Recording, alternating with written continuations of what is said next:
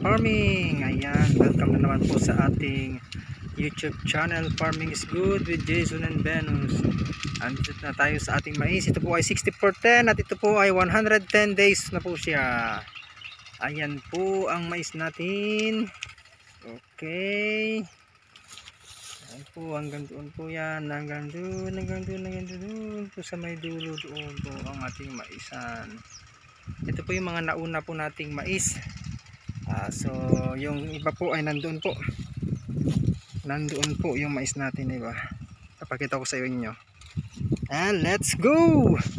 Magandang hapon po, after po ng ating trabaho. Ngayon po ay 5:30 in the afternoon po. Ayan, pupuntahan po natin yung ating mais. Ayan po siya. Okay. Yes yo. So kailangan ko na itong maani mga after dapat mga 115 days para po ay maabot natin yung tamang maturity ng ating mais. Ito po ang ating mais ngayon. Hanggang dun po yan mga farming. Kung nakikita nyo hanggang dun po. Ayun po ang ating mais. So yan. Ito mga medyo may green pa konti. Yan po yung mga huling tumubo. Kaya ganun pa ang kulay. Pero matigas na rin po. So kung titignan po natin. Okay. Hanggang dyan po yan. Oh. So hanggang dyan po yan. Oh. So magbubukas tayo ng sample ng ating mais. Ito po. So ayan po ating mais. Maganda po yung niya, butil po niya. Alam niyo po ba na pahirapan po ang pag-alaga po nito ng NK 60/10 dahil po sa yung uod naging na po siya, immune na po sa 60/10 dito sa amin. Kaya butas-butas po yung mga dahon mula maliliit hanggang sa pagbubunga. Talagang pahirapan po mga ka-farming. So ayan po yung bunga niya. Ayan lulusog, di ba? Ang ginamit po natin dito na pamatay uod ay napakarami po. So mula po pagka maliit, ginamitan na po natin siya ng tawag dito systemic na Prebaton.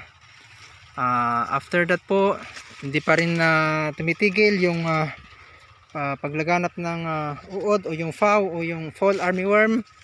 Gumamit na naman po tayo ng contact Prodan, and then after that po Venus na naman po. So talagang siya, grabe ang FAW talaga. Hindi mo talaga ito basta-basta mapapatay. So sa susunod hindi na po tayo magtatanim ng ganong variety NK 60/10 kasi ang hirap po ng trabaho na mag-spray ka, lalo na po pag malalaki na po yung mais. Ay wala na, may pahirapan po ang pag-spray. So ito po yung okay naman noon ang NK, halos hindi nga mauud, pero parang naging tolerant na po yung mga fall armyworm habang tumatagal po. Itong mga uod na ito ay parang nag-immune na doon sa mais po. So ewan ko doon sa NK VIP 60/10, sabi nila hindi na daw inuud. Tingnan natin kung yun pa rin ang ipapamahagi ng gobyerno po dito sa amin, dito sa Ilocos. So ayan po yung NK po natin. So i-zoom ko lang po. Ayan ang NK, ayos naman siya hanggang mula dulo hanggang so mga ayan po para malaman niyo po, isang dangkal po so ayan po siya, siguro mga nasa to, ayan po malaki rin farming, siguro 1, 2, 3, 4, 5, 6, 7, mga nasa 8 8 inches po yan haba. Farming yan. So wala pong kumuha ng dahon ngayon kasi halos sabay-sabay po yung yung mga mais dito na ganito na po ang edad, kaya siguro ganito na lang na tatabasin pag kami po ay mag-aani na. Kasi pag reaper po ang mag-aani rito, mura po ang bili. Pag reaper po ay kawalo ang hatian. So 7 sako sa akin, isa sa kanila. Tapos ang presyo ay 12 per kilo daw. So hindi na bale. Mag-aano na lang ako. Magbabayad na lang ako ng magtatabas at magbabalat. And then ibibilad ko na lang siya ng 2 weeks. Mga 12 days. Yan kasi mainit naman ang panahon. Medyo mainit na rin. So hintay-hintay na lang pag ganun. So ito po ang update natin sa ating mais ngayon mga ka-farming. Ayan po. Hanggang doon po yan mga ka-farming. Hanggang doon po yan. Hanggang doon po. So ayan. Tapos yung kasama po nito andun po. Ayan. Yung mais po natin mga ka-farming. Hanggang doon po sa dulo din po yan. So ayan po. Tara, motorin natin para makita nyo yung haba. So shout out nga pala doon sa lahat ng mga nagko-comment sa ating YouTube channel. Maraming pong salamat sa mga nag-subscribe. Tara, punta natin yung sa kabila, yung mais natin. So ayan yung kanina mga farming. Ayun. Hanggang doon po sa dulo yan. Punta natin. So ayan po, pamunta rin po natin. Ayan, okay, ayan po, pasensya na po, natakpan yung sa camera yung ko. Ayan po mga farming mais po natin. So ito po yung nauna na inaitanim. Mga 4 days po ang pagitan. Ayan. Ito tingnan nyo, wala siya mga farming diba? So ito po ay nauna po natin naitanim. 4 days ang pagitan nila. So ayan po siya. Mas malalaki po rito. Ayan. Makikita nyo naman po yung diferensya ng ito po ay naararo po ito. Ang ginamit ko po rito po na pagtatanim noon ay yung yung manual push corn planter. Yung ditulak po siya. So ayan po. Mas malalaki po ito. Dito po mula rito hanggang doon po. Mula rito hanggang doon po yan, zero tillage po yan, hindi po na tractor yan. Ang pagkakaiba po nila, parang mas malalaki talaga pag yung lupa ay nabungkal o na tractor. At saka meron po itong basal agad. Ayan po. Tara, puntahan po natin ulit. Mas natin. Ayan po.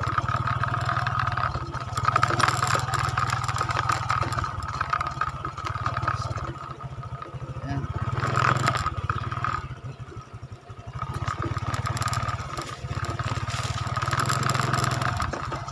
Yun. So ito po yung ginagamit ko na electric pump na pampatubig po. So ayan. Ito naman yung yung kulay green doon, yan po yung mga nahuling itinanim ko. Tinanim ko lang yan nung January po yan, January. So na po yan, 3 weeks na po yan. Tara, punta natin yung sa kabila.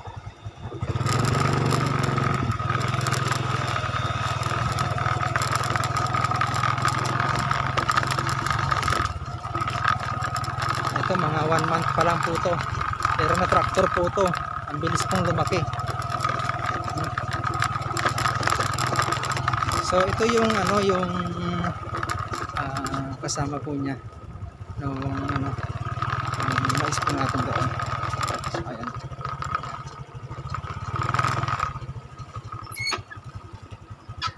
So ayan po siya mga ka-farming. So hanggang dun po yan mga ka-farming sa dulo.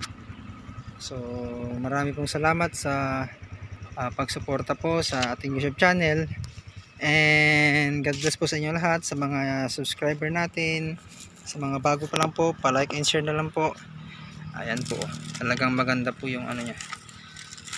115 days na po ito. Naghahanap na lang po ako ng mga kasama na mag-ani, labor. Ayan po, talagang ano. Ito po yung sa uod po yan eh. Yan po yung epekto ng uod. Ayan po. Ayan po. Ayan.